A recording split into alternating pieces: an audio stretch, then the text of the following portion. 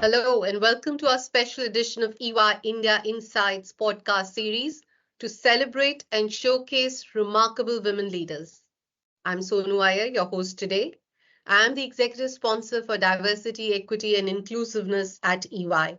Privilege and honor to host a remarkable woman leader who stands out for her passion and commitment to create a more inclusive and equitable society for people with disabilities. Welcome, Meera. Let me introduce Meera Shenoy. She is the founder of Youth for Jobs, an inspiring woman leader who is steadfastly pushing the agenda for inclusivity and diversity. Meera set up and led India's first skilling mission, Employment Generation and Marketing Mission, EGMM as it is called, for rural and tribal youth for the Andhra Pradesh government, which demonstrated that rural and tribal youth, if skilled to needs of the market, can get jobs. EGMM influenced policy and went on to impact multiple lives. Meera followed this by working in the poverty alleviation projects of World Bank across Southeast Asia. Her next assignment was as Senior Advisor Skilling and Employment at the UNDP, supporting Mr. Ramadorai, Advisor to the Prime Minister on Skilling. She brings to her work a unique combination of understanding the community, markets, and the government. She has won several national and international awards. She writes books, conducts annual abilities photography channel, and has just set up the first Center of Mindfulness for Disability. A very warm welcome to you, Meera. Thank you for making the time for this podcast. It's a pleasure to be here, Sonu. Meera, I'll start off with my questions, and I have lots to ask you, but maybe just to get you started, I want to talk about Youth for Jobs, the platform that you have set up. What inspired you to launch Youth for Jobs? And how do you think it has helped change the face of availability of jobs for people with disabilities? When I set up Youth for Jobs, I was very clear that I wanted to work with marginalized youth and markets because when you catch them at 20, you can influence them for the next 50 years of their life. My previous work had clearly shown this. And then I saw the ILO statistics, which said that 80% of the world's disability population lives in developing countries like India. I said, wow, if that's true, can I produce once again a model for scale in this very marginalized community for the country? Hence, the vision is that every youth with disability should be confident, independent, and have a sustained livelihood. Uh, Government officers quite often tell me what can be more beautiful, than a job for a youth with disability. That's really true because the impact of a job is not economic empowerment. It's far, far beyond. He moves from being a liability to an asset, brings quite often the highest salary home. So equations change in the community, and studies show that if you give a job or a sustained livelihood to one youth with disability, it takes the entire family out of poverty in a very sustained manner. That's our mantra, and that's what personally drives me to do this work. So, no. Thank you for sharing that, Meera. And I really want to be able to also know a bit more about, what I know is your current passion, which is women entrepreneurs with disabilities. And it's really, really commendable that such a narrow niche area and completely ignored. And until I had spoken to you about it, I really don't think, I had thought about that this is such an important area of work which is being completely ignored. But yeah, let's hear more about women entrepreneurs with disabilities and your passion for that. There are 300 million women with disabilities globally. They're three times less educated than men with disabilities. They're highly underrepresented in decision making. They have no voice in their communities. And yet, this segment, no one has worked it, not even those who work in gender, because of the neglecting of these intersectional issues. So it was rather surprising to me. This issue came up to uh, to the spotlight during COVID, when our call center had innumerable calls from women with disabilities, young widows, young mothers with children, all of whom said, "Listen, we also want some money in our pockets." So we said, "Okay, what can we do for you?" They said, "Give us the training classes in the afternoon." So we did just that. And we did a impact survey. In fact, McKinsey did a impact survey for us. The results were amazing. The results showed on every indicator things improved, including reduction of sexual exploitation. So I said, okay, this is not enough. We need to do more. Hence, with our partner Zero Project. Zero Project, for those who don't know, is the world's most prestigious conference for the disabled. It has a footprint in about 180 countries with about 6,000 experts, and the focus is on innovations. So we are their partner for 10 years to bring the Zero Conference to India. So last year in the Zero Conference India, I launched We Do, which is a women enterprise with disabilities entrepreneurs initiative. Um, the hope is, one, to begin with what there is already for gender, and to see how we can, whether platforms, whether funds, and to see whether we can mainstream women with disabilities into the existing gender platforms, uh, to make to make them understand that these are the most marginalized in gender. And then to look at new work, which is like working with the SHGs, where you partner with government and various stakeholders. They are so invisible that I'm really surprised. For example, we brought out a small booklet on case studies of women entrepreneurs with disabilities from India, and we really had to work so hard to get 20, good case studies. So, so the idea is that how do you shift them from being invisible to visible?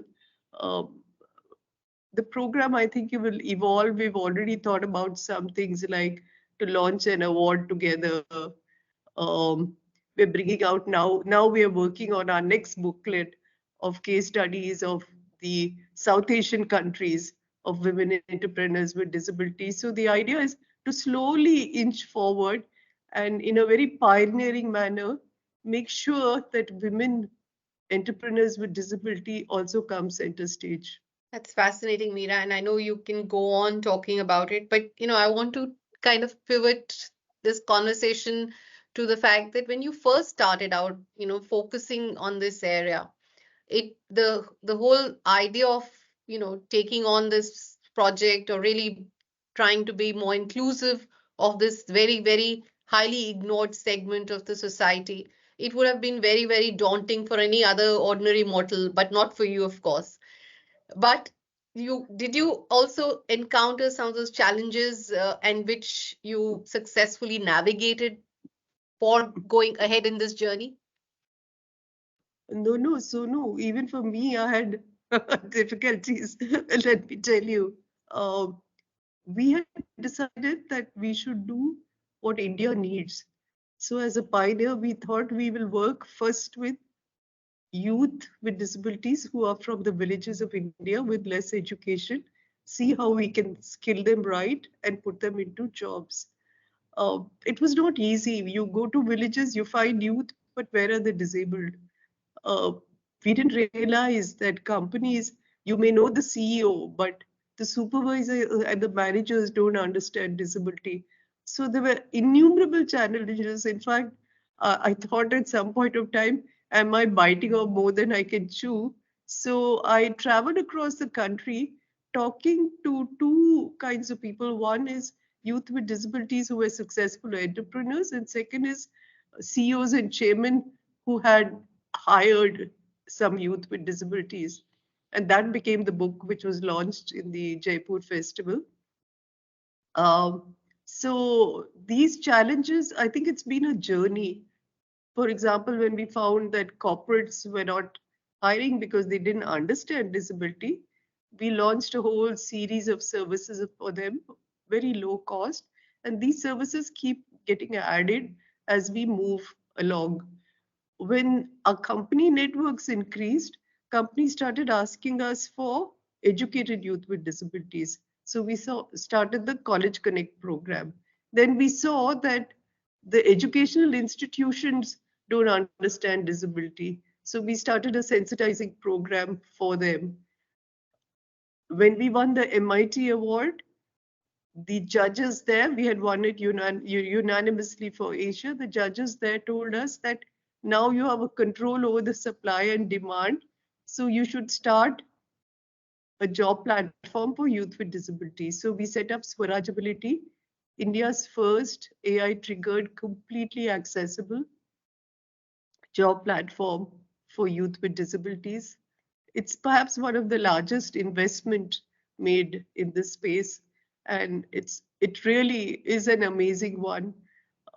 We have about 1,100 companies now registered, though the platform is just, a few. I think it's about 10 months young. Uh, so what is happening is through our new products, whether it's We Do, whether it's Swarajability, Youth for Jobs now, which is a 12-year organization, is slowly shifting from being a skilling organization to a system changer where we are working with youth beyond us. We work with NGOs, we work with governments, we work with companies, of course, associations, educational institutions to change the systems and to help them get sustained livelihood. So it's a transition we are going through, a really nice transition. And the whole thing has evolved on its own so smoothly because we keep one eye on the community and one eye on the markets. That's so, so very impressive. Just hearing about Gen AI being used, and you're kind of getting corporate India also to support you in this very, very important purpose, which is really from a nation building perspective, a brilliant purpose. Meera, if I were to now sort of say, okay, I want to know Meera as a person. So what would you just describe Meera in one word? What is she? Who is she? What motivates her? Um, I think impact at scale motivates me.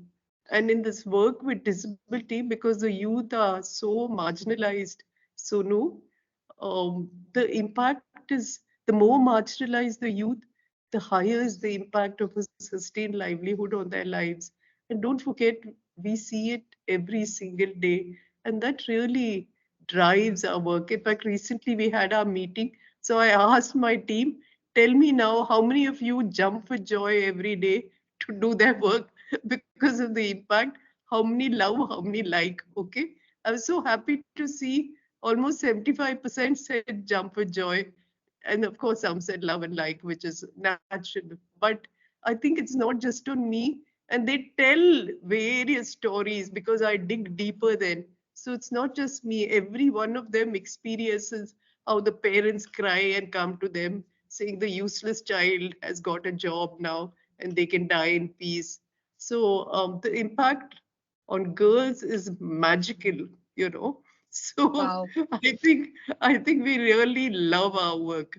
Meera, very, very impressive. So, impact, scale, collaboration, really, I think those are qualities that stand out in the entire body of work that you've done thus far in your journey. Meera, finally, my final question, how do you motivate, other women who want to get onto this social journey, who want to become social entrepreneurs like you, who want to be the catalyst for change in our society, in our communities? What would you say to those women? And men and women, really. Yeah, I think you know, Sunu. there's a thriving world out there, there's a wilting world out there. I think by a small quirk of fate, we've been born in the thriving world. And I think all of us are aware, how fortunate we are. So the need, I think, for everyone is to shift your focus from me to we. It's just shifting of one alphabet, M to W, but it's not so easy. And it's extremely important because then what is the need is to stop getting obsessed with your own challenges, your own problems.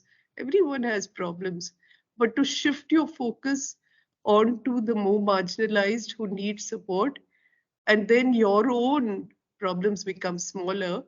And it's only then, if you shift your focus from me to we, that together we can leave behind a beautiful, inclusive world.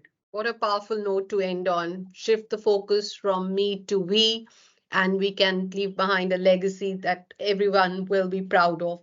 Thank you so much, Meera Shenoy, for joining us today on our podcast. It was a real pleasure having you. It was my pleasure.